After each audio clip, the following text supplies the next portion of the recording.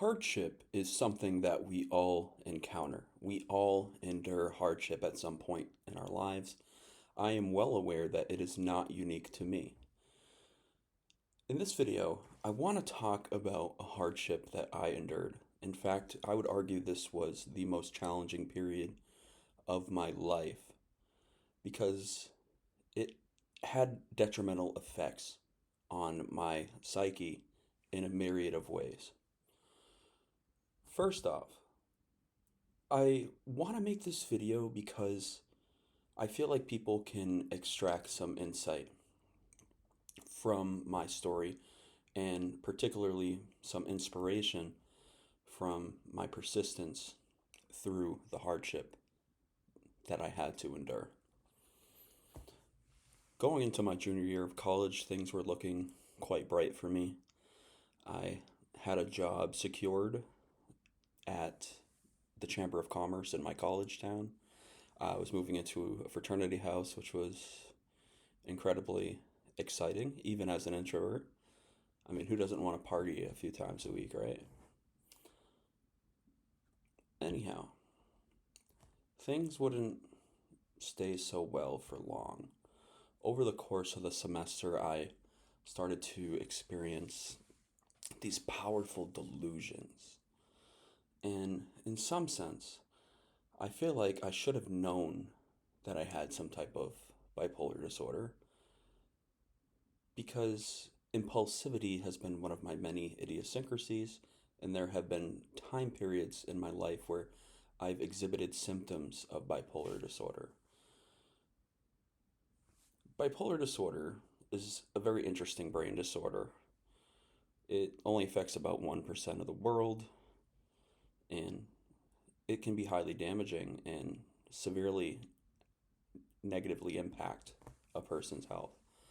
So much so that 20% of people, one in every five people diagnosed with bipolar disorder, successfully commit suicide. And I myself have had suicidal ideation in my past, so I can relate to that statistic very strongly. But before I get tied up into this research of things, let's go back to my fall semester, junior year of college. I started experiencing these powerful delusions, and they impacted my routines and day in an incredibly negative way. My delusions of grandeur made me think that I was better than other people. I started to have delusions of paranoia and a fear of other people in the sense that people were out to get me. And I had this like belief that I was like working with the government, but then also there's factions within the government that were out after me. It was so bad that there were periods where I would barricade myself inside of my fraternity room in the frat house. I would put up furniture up against the door, and I even started carrying a pocket knife on my person just in case something happened that would require me to defend my life against these threats that I perceived to be real, threats that I believed were real and that were very real in my mind, but of course were nonsensical and not grounded in reality, and other people could see that for what it was. One of the things I did over the course of the semester that would have an extremely negative impact in the aftermath is I posted sporadically on social media. I disseminated messages across my social media platforms: Snapchat, Facebook, Twitter, Instagram, especially Instagram. I feel like Instagram and Snapchat were the two that I was most active on at the time. I ended up getting banned from Snapchat. My Instagram account ended up getting banned. I got community violation standard warnings on Facebook and Twitter.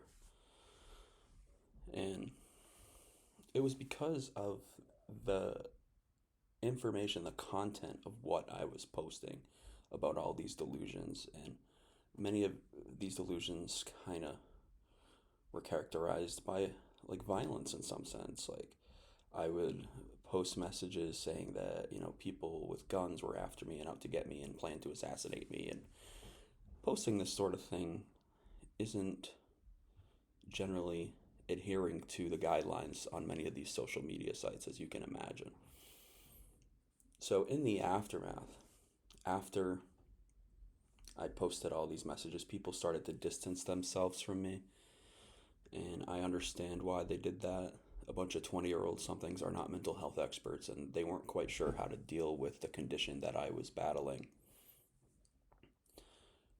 A major consequence is that I got kicked out of my university due to a fight that I got into while I was manic with psychosis. And I remember attending the appeal board meeting with the university officials, and I was just totally out of it looking back in hindsight. I actually ordered a report of the minutes, all the notes from that appeal board meeting, and the statements that I was making were totally nonsensical, not grounded in reality, and embarrassing to say the least. And I'm still in disbelief that I said many of these things, and I experienced a wide array of emotions. Once I finally came out of the mania, it was due to a medication called Abilify. This mania went on for 6 months, by the way. I was put on a medication called Abilify after entering a partial hospitalization program.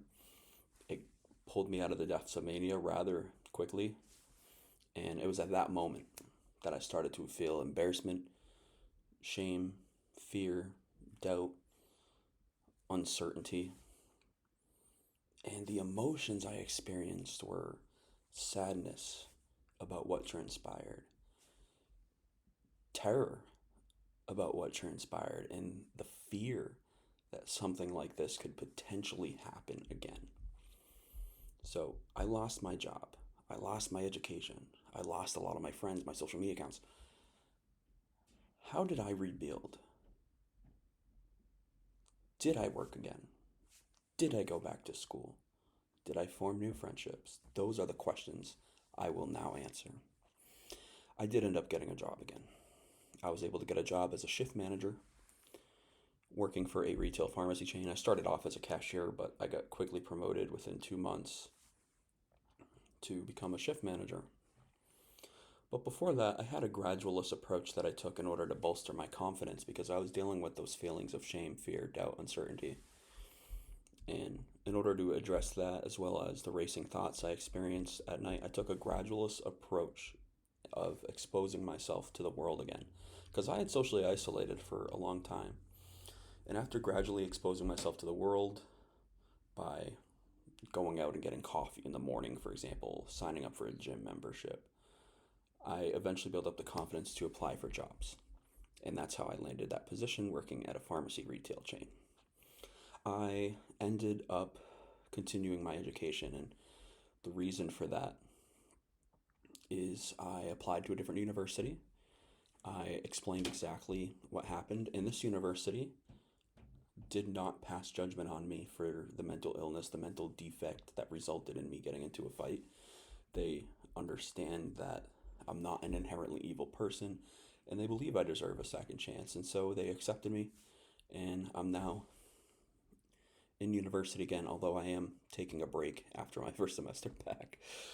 However, I earned some credits this semester. I made progress towards my degree, and my long-term goal here is to attend law school, and that's well on the horizon. It's something that's well within the possibility of taking place, so long as I maintain my diligence, so long as I maintain my commitment.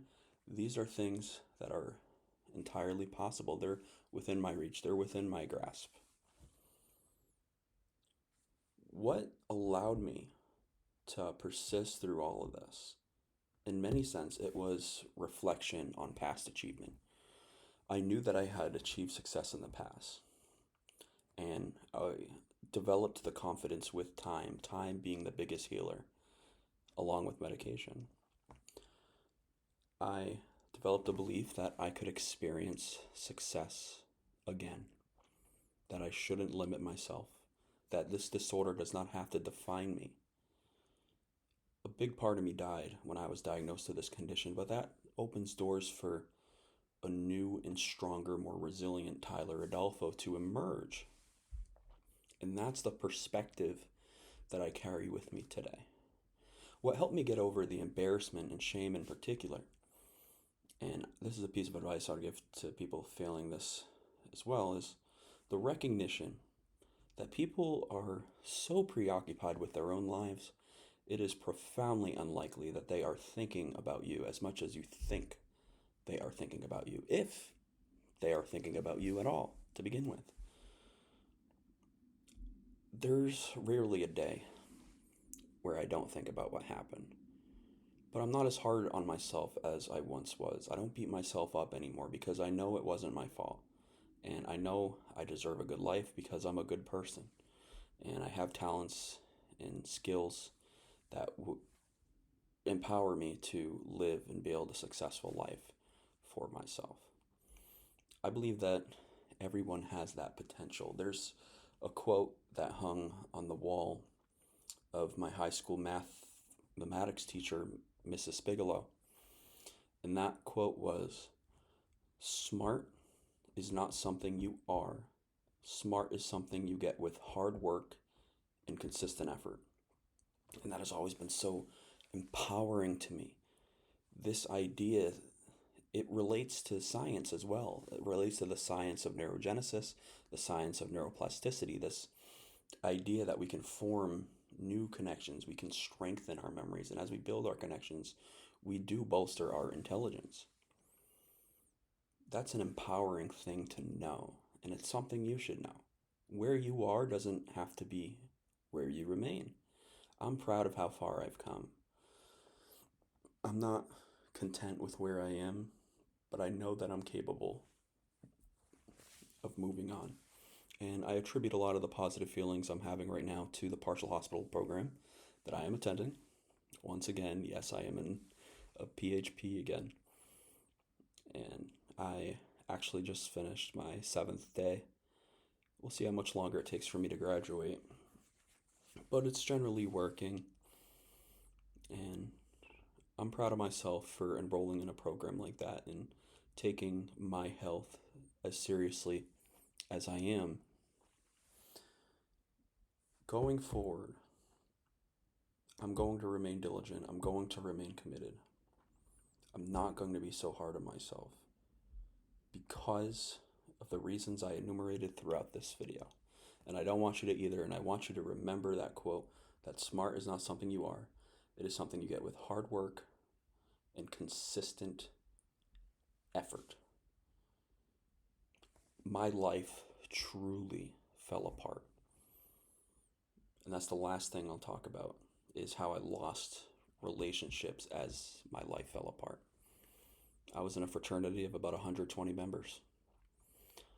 I don't have those friendships anymore, even though I've been reinstated to my fraternity, because I was expelled by my fraternity, but I wrote a letter to nationals expressing my regret over what happened, and they reinstated me.